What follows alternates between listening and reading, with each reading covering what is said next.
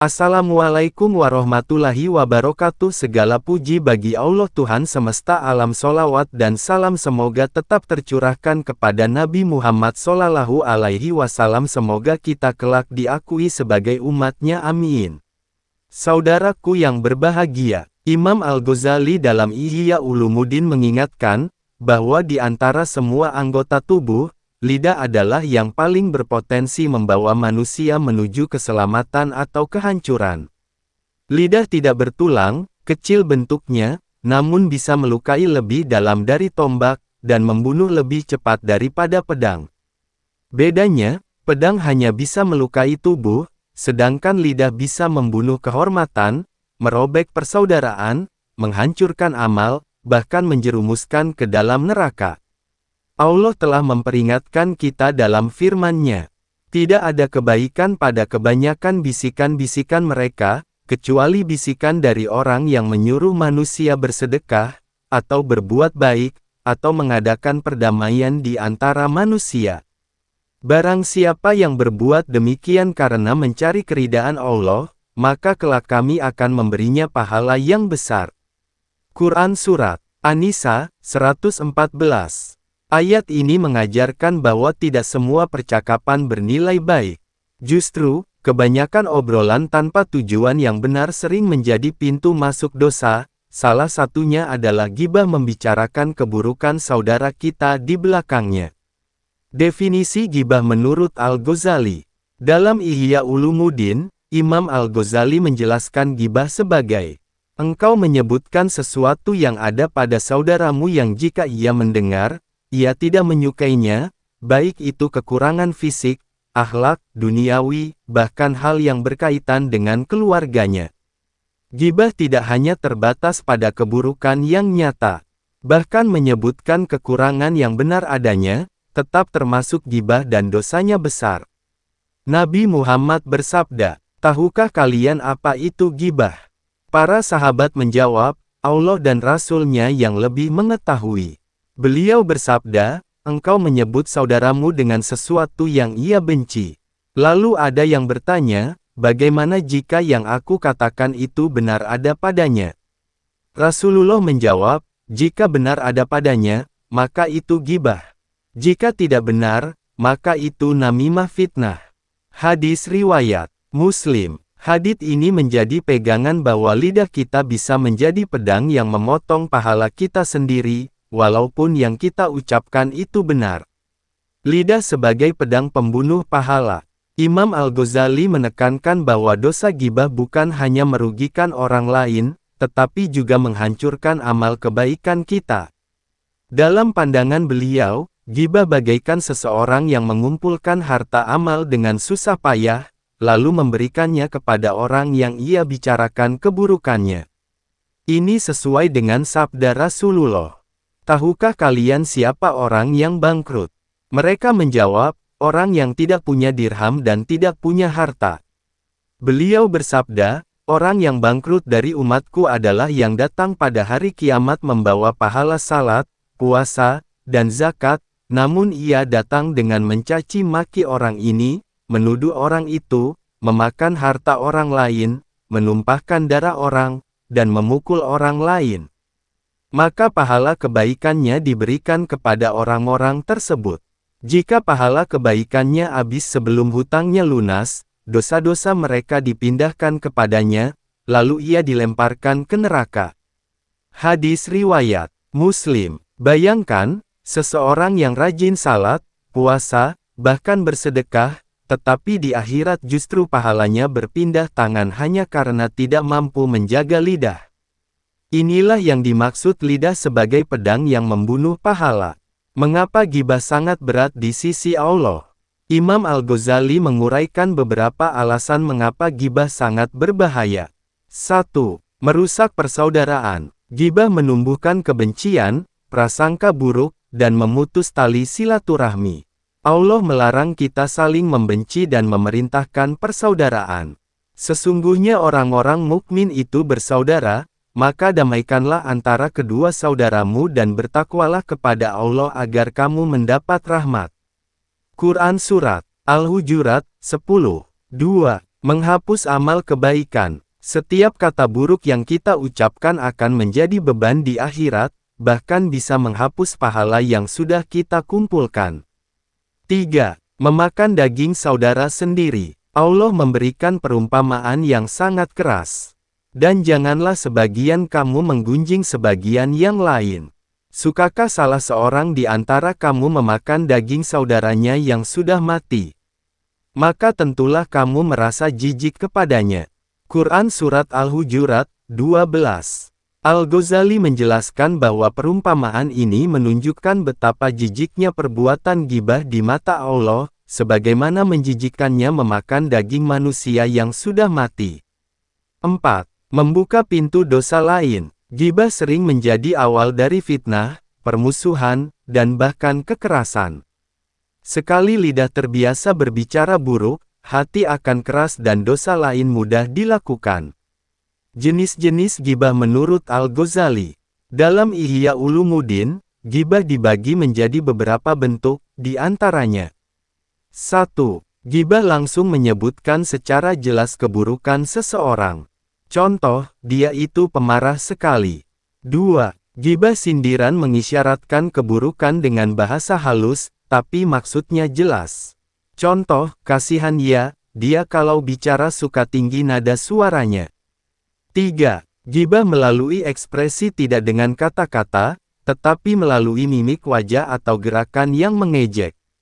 4. Ghibah terselubung dengan doa seakan-akan mendoakan, tapi sebenarnya membuka aib. Contoh, semoga Allah mengampuninya dari kebiasaan buruknya itu. Semua bentuk ini sama-sama berdosa karena intinya adalah merendahkan saudara kita di belakangnya. Lidah, hati, dan amal. Al-Ghazali menegaskan bahwa akar ghibah ada pada penyakit hati, seperti iri, dengki, sombong, dan ingin merendahkan orang lain agar kita terlihat lebih baik. Oleh karena itu, menjaga lidah bukan sekadar mengontrol ucapan, tetapi juga membersihkan hati. Sebab, lidah hanyalah penerjemah dari isi hati. Rasulullah bersabda, tidak akan lurus iman seorang hamba hingga lurus hatinya, dan tidak akan lurus hatinya hingga lurus lisannya. Hadis riwayat Ahmad. Ini artinya, melatih lisan untuk berkata baik adalah bagian dari menjaga iman. Saudaraku yang berbahagia, Allah berfirman, tiada suatu kata pun yang diucapkannya melainkan ada di sisinya malaikat pengawas yang selalu siap mencatat. Quran Surat Qaf 18. Lidah memang bisa menjadi sarana kebaikan, tapi jika tidak dijaga, ia akan menjadi pedang tajam yang menghabisi pahala yang telah kita kumpulkan bertahun-tahun. Saudaraku yang berbahagia, selanjutnya akan dibahas cara-cara efektif menjaga lidah dari ghibah menurut Imam Al-Ghazali, serta amalan pengganti yang bisa mengubah kebiasaan buruk menjadi kebaikan. Saudaraku yang berbahagia, Imam Al-Ghazali dalam Ihya Ulumuddin menegaskan bahwa seseorang tidak akan bisa menjaga lidahnya dari ghibah jika belum memahami akar masalahnya. Akar dari ghibah adalah penyakit hati seperti iri, dengki, marah, dendam, sombong, dan ingin mencari pengakuan dari orang lain. Karena itu, sebelum berbicara, seseorang harus menahan diri dan bertanya, apakah ucapan ini bermanfaat? Apakah ucapan ini akan diridai Allah? Ataukah ini hanya akan mengurangi pahalaku? 1. Menyadari akibat ghibah di akhirat. Langkah pertama untuk menjaga lidah adalah menghadirkan rasa takut akan akibat ghibah di hari kiamat. Imam Al-Ghazali menganjurkan agar seorang mukmin merenungkan hadits Nabi. Sesungguhnya seorang hamba benar-benar mengucapkan satu kata yang ia anggap remeh, padahal ia terjatuh karenanya ke dalam neraka sejauh antara timur dan barat. Hadis riwayat Bukhari dan Muslim. Hadits ini membuat kita sadar bahwa satu kalimat yang keluar tanpa kontrol bisa menghancurkan amal ibadah bertahun-tahun. 2. Mengganti ghibah dengan doa kebaikan.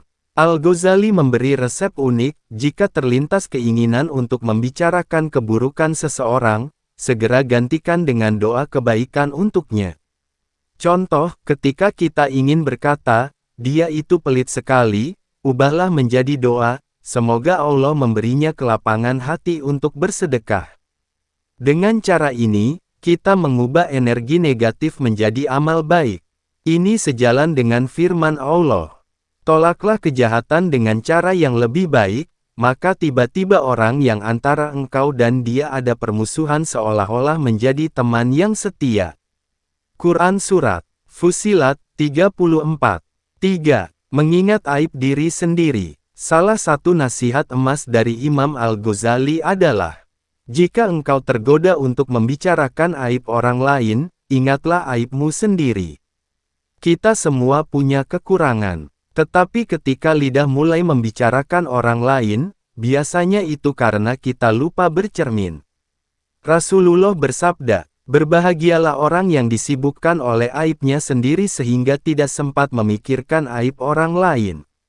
Hadis riwayat Baihaqi, orang yang sibuk memperbaiki dirinya tidak akan sempat menggunjing saudaranya. 4.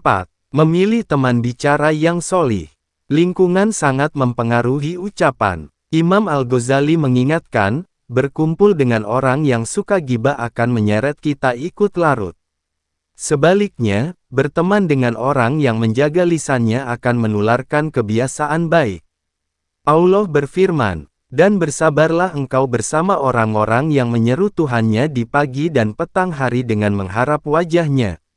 Quran Surat Al-Kahfi 28. Maka, pilihlah teman yang mendorong kita untuk berzikir, bukan bergosip. 5. Diam lebih baik daripada bicara buruk.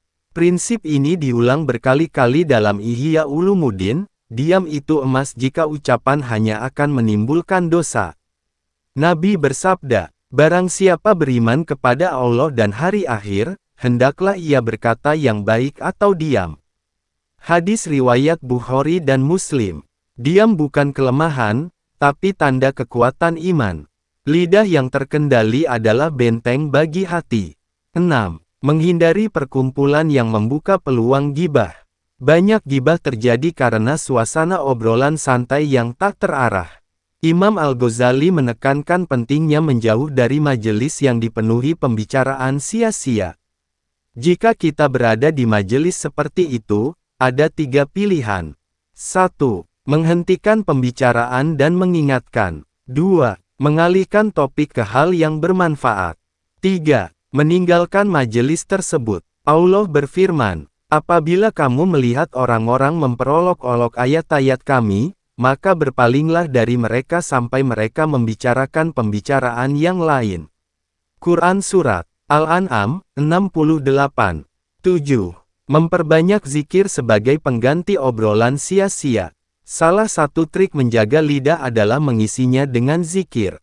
Jika waktu kosong terisi zikir, lidah akan terlatih mengucapkan kebaikan. Imam Al-Ghazali mengatakan, hati yang terbiasa berzikir akan enggan mengucapkan keburukan, karena rasa manisnya mengingat Allah jauh lebih nikmat daripada gosip. Rasulullah bersabda, tidaklah suatu kaum duduk dalam suatu majelis lalu mereka berzikir kepada Allah, melainkan para malaikat akan menaungi mereka, rahmat akan meliputi mereka, dan Allah akan menyebut mereka di hadapan makhluk di sisinya. Hadis riwayat Muslim 8. Menahan emosi sebelum berbicara. Ghibah sering muncul saat kita marah atau kecewa. Al-Ghazali menyarankan untuk menunda berbicara hingga emosi mereda. Dalam hadits, Rasulullah bersabda, apabila salah seorang dari kalian marah, maka diamlah. Hadis riwayat Ahmad. Diam saat marah adalah bentuk menjaga lidah dari ucapan yang disesali. 9. Menyadari setiap kata akan dimintai pertanggungjawaban. Imam Al-Ghazali menutup pembahasan ini dengan ayat yang sangat tegas. Pada hari ini kami tutup mulut mereka, tangan mereka akan berkata kepada kami, dan kaki mereka akan memberi kesaksian terhadap apa yang dahulu mereka kerjakan. Quran Surat Yasin 65. Bayangkan, di akhirat lidah kita akan dibungkam, dan anggota tubuh lain akan bersaksi atas apa yang kita ucapkan di dunia. Ini menjadi alarm bagi setiap orang beriman untuk menjaga setiap kata. Menjaga lidah dari gibah bukanlah pekerjaan mudah, tetapi ia adalah tanda kesempurnaan iman. Kata-kata kita adalah amanah, dan setiap huruf akan menjadi saksi.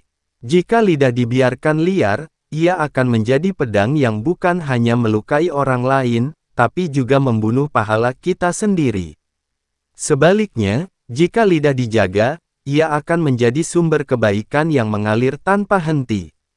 Saudaraku yang berbahagia, selanjutnya kita akan membahas kisah-kisah nyata dari para sahabat dan ulama tentang bagaimana mereka menjaga lidah, sehingga kita bisa meneladaninya dalam kehidupan sehari-hari. Imam Al-Ghazali dalam Ihya Ulumuddin menekankan bahwa nasihat yang paling efektif adalah keteladanan nyata. Sebab, hati manusia lebih mudah tersentuh oleh kisah hidup seseorang dibanding sekadar kata-kata. Karena itu, mari kita belajar dari para sahabat Nabi dan para ulama salaf tentang bagaimana mereka menjaga lidah dari dosa gibah. 1. Abu Bakar As-Siddiq menutup gibah dengan doa. Dikisahkan, suatu ketika seseorang datang kepada Abu Bakar As-Siddiq R.A. dan berkata, "Wahai Abu Bakar, aku mendengar seseorang berkata buruk tentangmu." Mendengar itu, Abu Bakar tidak marah. Beliau justru berkata, "Semoga Allah mengampuni dia dan aku."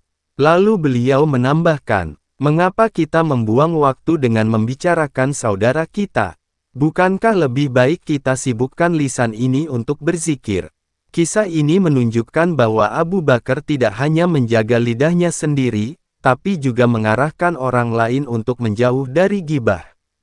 2. Umar bin Khattab mengingatkan dengan tegas. Umar bin Khattab R.A. pernah mendengar dua orang sedang berbicara buruk tentang seseorang. Maka beliau berkata tegas, "Cukup, jika kalian benar, maka kalian sedang menggunjingnya.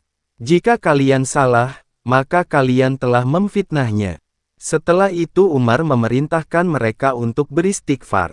Umar memahami bahwa gibah adalah racun yang harus segera dihentikan sebelum menyebar. 3. Kisah Hasan Al-Basri, hadiah untuk penggunjing.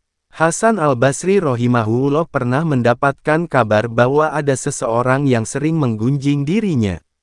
Beliau lalu mengirimkan sekeranjang buah kurma kepada orang itu, sambil menyampaikan pesan. "Aku mendengar engkau telah menghadiahkan pahala amalmu kepadaku, maka aku ingin membalasmu dengan hadiah ini." Pesan ini begitu halus namun mendalam. Gibah memang membuat pahala berpindah dari pelaku kepada korban gibah. Hasan Al-Basri tidak membalas dengan kata buruk, tapi dengan kebaikan. 4. Kisah Imam Syafi'i, menolak mendengar gibah. Imam Syafi'i rahimahullah terkenal sangat tegas dalam menjaga lisannya.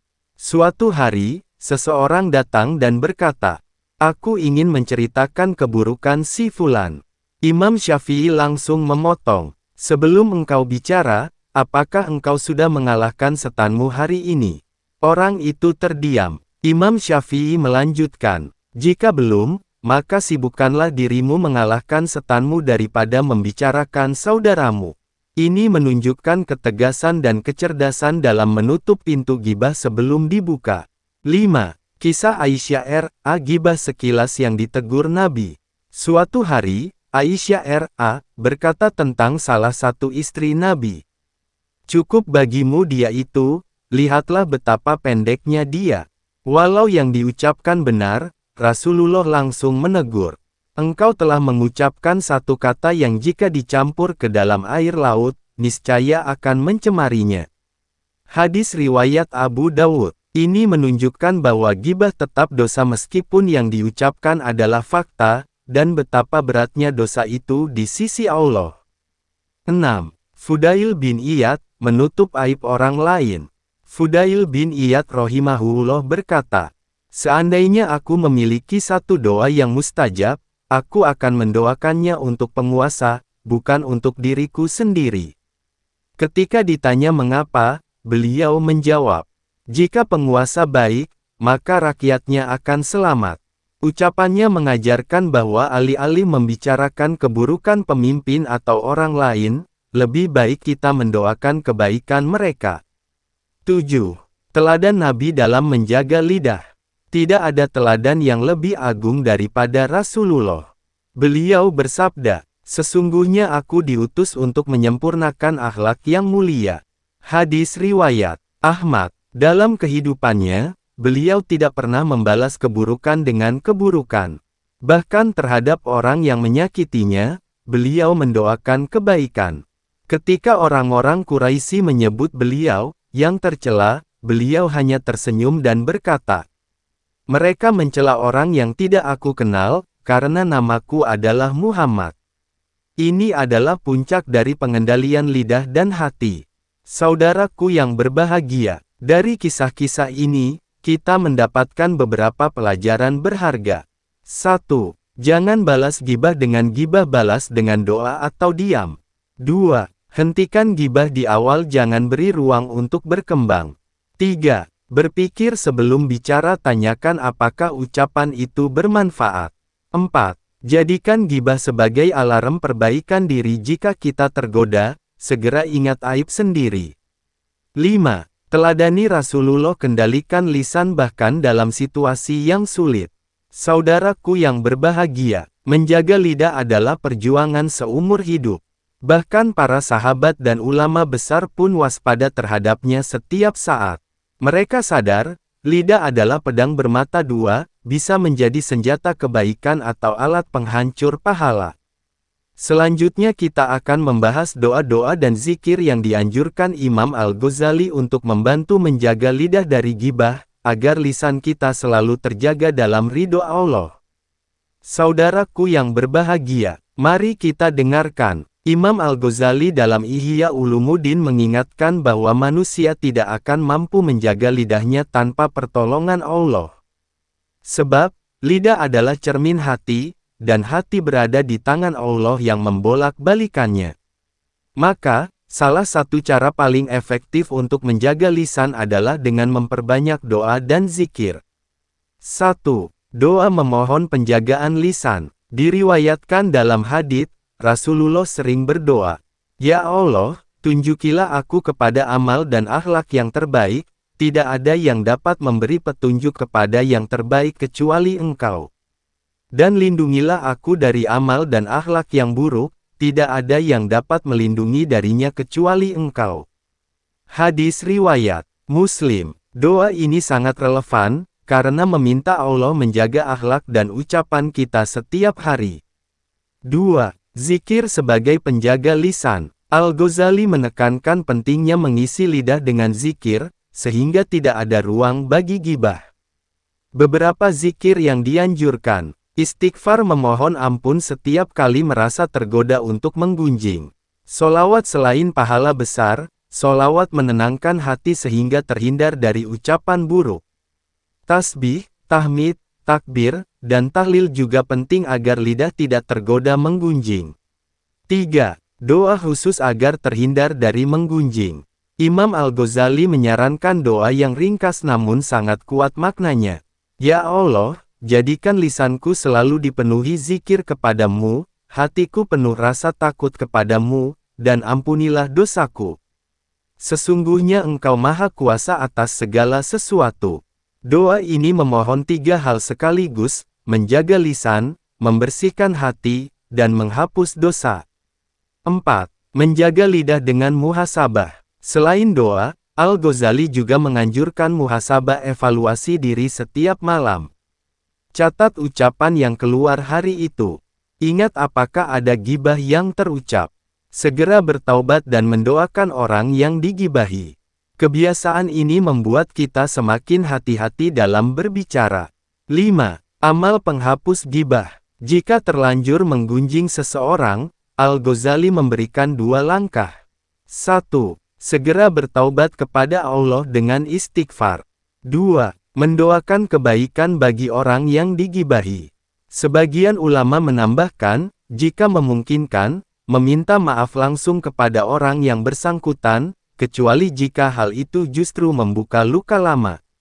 Dari keseluruhan dapat kita pahami bahwa lidah adalah pedang, bisa menjadi senjata kebaikan atau pembunuh pahala.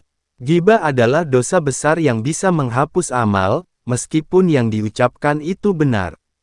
Menjaga lidah memerlukan kesadaran akan akibatnya, latihan mengubah ucapan buruk menjadi doa, dan mengisi waktu dengan zikir.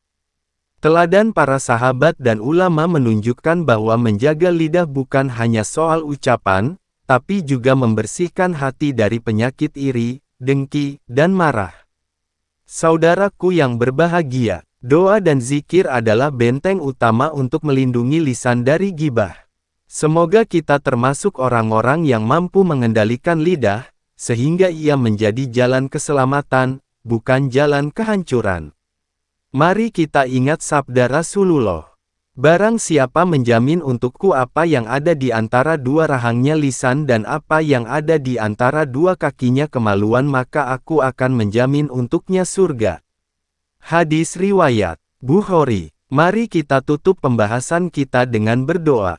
Ya Allah, sucikanlah lisan kami dari dusta, ghibah, dan namimah. Jadikan ucapan kami penuh dengan zikir dan doa kepadamu. Berilah kami lisan yang jujur, hati yang bersih, dan tuntunlah kami menuju apa yang Engkau ridai, wahai Tuhan yang Maha Penyayang. Sekian, terima kasih. Wassalamualaikum warahmatullahi wabarakatuh.